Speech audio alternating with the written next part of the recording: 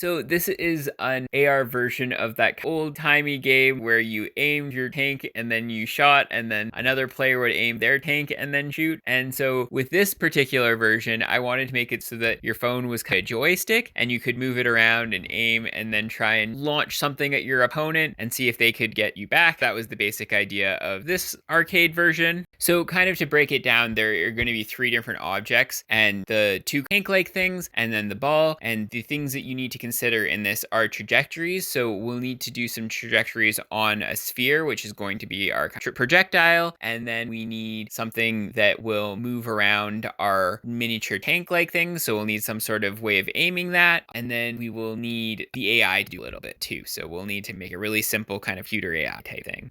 The other thing I was wanting to focus on is with the controls. We're going to try and use them, the quaternion of the phone, in order to adjust the quaternion of the aimer. So this is just going to get us a little bit more familiar with how orientation works in 3D and webxr.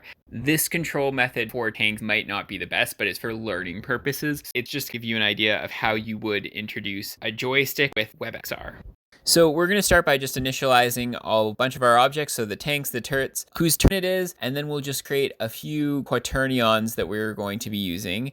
These are all just useful for geometry's sake, and then we have to create the time scale, which will be associated with 1/60 because 60 FPS is the capture rate of the animation in general. We could use a clock, but this is just simpler. Then we will do the collision detection script that we've been using previously. We will just check for different types of objects. So in this case, we'll just say that we win no matter what.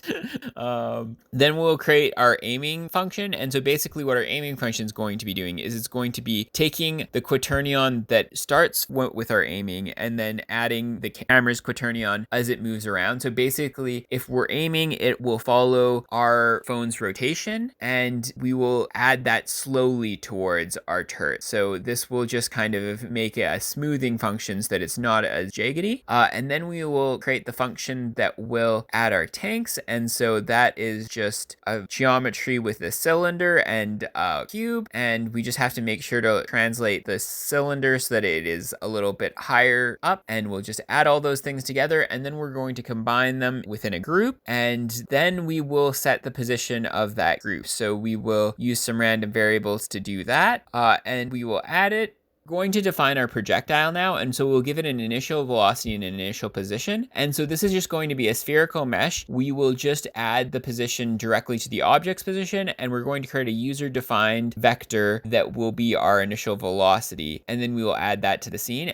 Our moving bullet function is basically going to move our projectile. So we will check for a projectile. If it's above ground, Y is going to be our up and down. Then it will experience a gravitational force. So that will mean that Y is traveling down, but it'll also have an extra traveling downwards value. And then we will also change the velocity in the Y direction as well. So that will change the velocity, and then we will update the positions in E times T. So if it is not above ground, these other conditions will trigger. So if it is your turn, it will be removed. And if it is the other player's turn, it will be removed, and then they will fire as well. So the tank is just basically going to invert the X and Z axis of our quaternion. So that'll basically just rotate the quaternion. It'll mirror the quaternion in such a way that it is pointed back at us using our own value. And the way that we will make it so that the computer isn't directly copying our move is we will just change the power by a little bit. And so that'll make it seem like it is aiming a little bit differently. And that'll just be a random value. And then we will set up our firing functions. So this will basically just gather the value from our power slider, and it will initialize the bullet if it is your turn, and that will just allow you to fire.